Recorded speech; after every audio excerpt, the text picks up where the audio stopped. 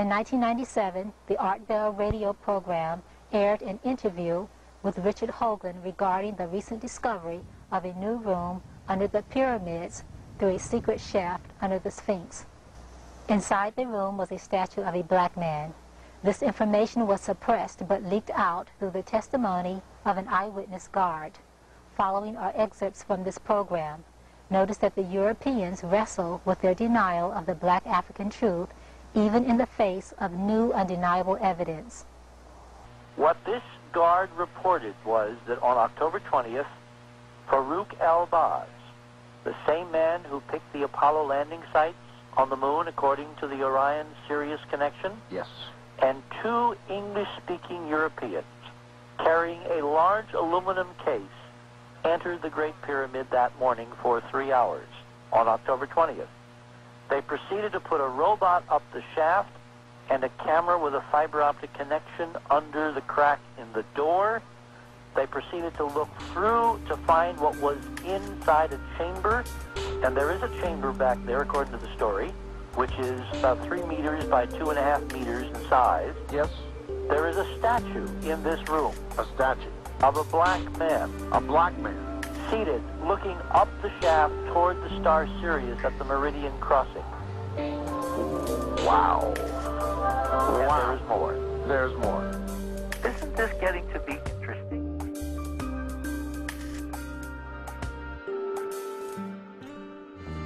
Now, let's define black. Now, let's define black.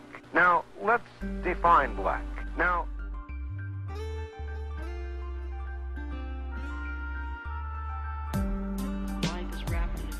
here's the facts from Jerry in Clovis, California. My teacher, a colleague, told me the Egyptians were very dark Caucasians. I guess this new discovery proves it to be true. Told me the Egyptians were very dark Caucasians. I guess this new discovery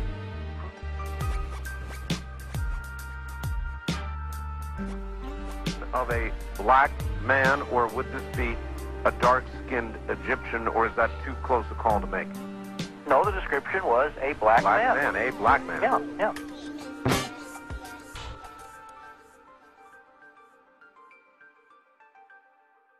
They found is something that is so politically incorrect. I know. That's what I found so striking. When my source came back, and the first thing he said, they found a statue of a black man. When From the tone in his voice, he was shocked. Sure. And I was kind of intrigued that he was shocked because, frankly, if you look at the Sphinx, it's a black man. It's a black man.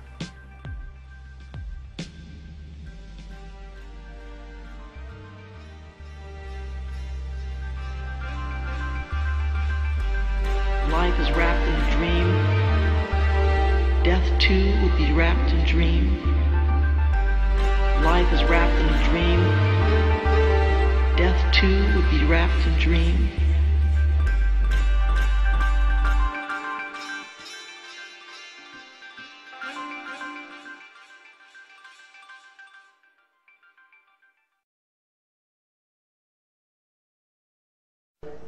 As we get into this is this family picture album. You see the two letters A and C circled red. Ivan Van Sertima says, this by the way is a picture from Ramses III's tomb, right around 1200 BC. And what this is all about is that Ivan Van Sertima states that the Egyptians always pictured themselves as A and C, not as B and D. We have the Semitic D and the Indo-Europeans and Asiatics B. And I just wanted to throw that in just to understand what's going on. 33 dynasties since the beginning of Egypt. And what happens here is that you have different events that happen during each dynasty, and you can take a look at those because we're going to be revisiting this a little bit each time as we go through this. This is Khafre. Thutmosis III put a plaque between the paws of the Sphinx of Giza, stating that Khafre had something to do with the construction of the Sphinx. Now, some folks believe that he was the one who designed it. It was designed after him. There's an artist out of New York City who works for detectives and police, getting skulls and then reconstructing the facial features of the skulls so that they can identify who the victim was. He has actually done some analysis on this and doesn't believe that it was Khafre, but whoever it was, I mean, you be the judge. You can take a look at two pictures side by side. That's Khafre in the Cairo Museum, and then the Sphinx of Giza. Count Constantine de Volney, during a trip to Egypt from 1783 to 1785, said this, and I quote, he says, "On seeing that head," what head? The Sphinx of Giza. "Typically Negro in all its features, I remembered the remarkable passage of Herodotus, 'The ancient Egyptians were true Negroes of the same type as all native-born Africans.' Just to think that this race of black men today are slaves and the object of scorn, the very race to which we owe our arts, sciences, and even the use of speech." Now, I want to ask this question. What would motivate him to say this phrase, "typically Negro in all its features"? Could it be perhaps this? This was an artist's conception, Vivant Denon, who accompanied Napoleon's army, 1798. This is his artist's conception of the Sphinx of Giza. Before what happened? Before the lips and the nose were shot off by Napoleon's troops. That is verifiable because Denon was an eyewitness to those lips and the lips and nose being shot off by the soldiers. Why did they do it? We cannot climb into their hearts in the 21st century and figure this out, divine the entrails of frogs, and try to figure out why they did it. That's between them and God. But what happened, happened. And so when you look at this, you know that this definitely was patterned after an African man, regardless of who the identity of that man was.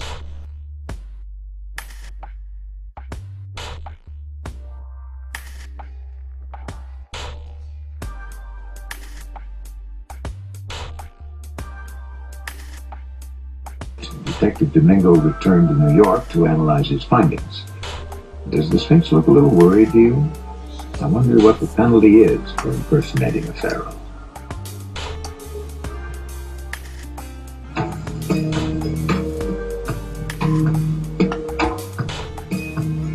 A procedure for measuring proportions, angles, and shapes had to be established before a comparison could be made.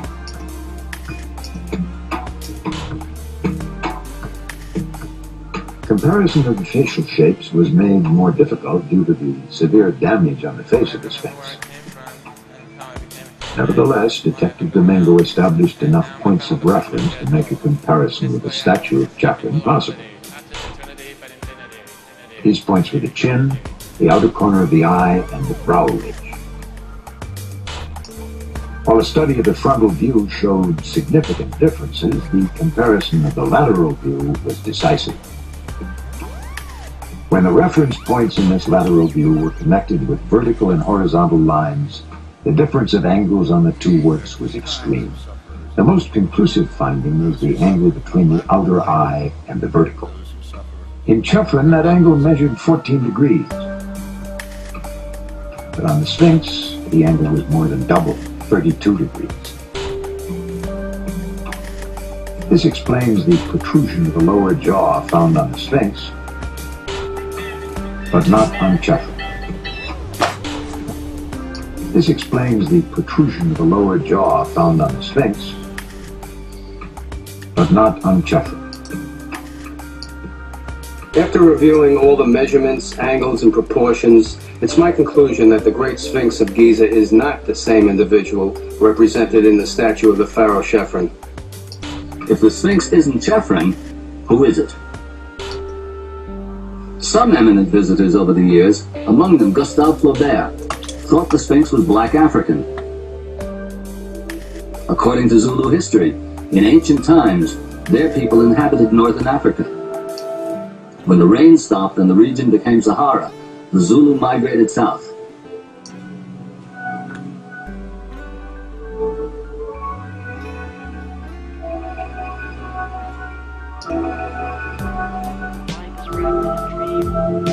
This view now has some support. In his detailed report, Frank Domingo suggests that the face of the Sphinx is consistent with typical African facial structure.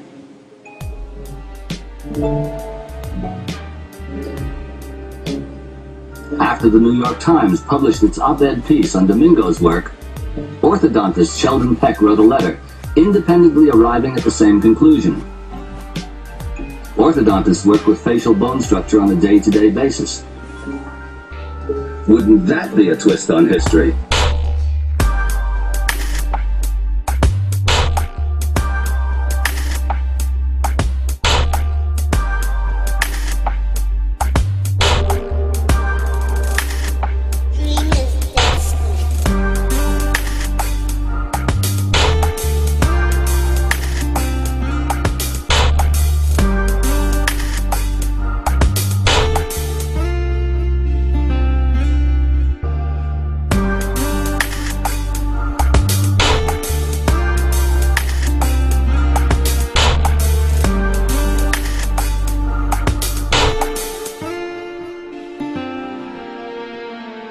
I remember where I came from and how I became human, why I hung around, and now my final departure schedule.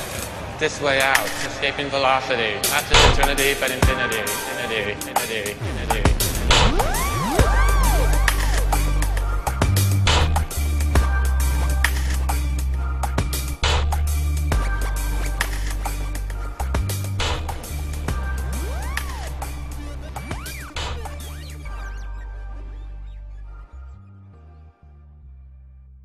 There are two kinds of sufferers in this world. Those who suffer from a lack of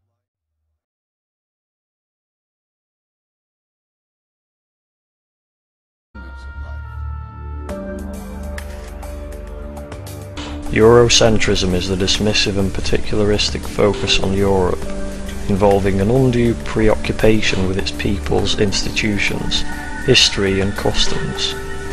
It is antithetical to the possession of an informed world system's epistemological paradigm, which permits the understanding of a total social system. The nation-state is considered to be a Eurocentric entity born in the Peace of Westphalia.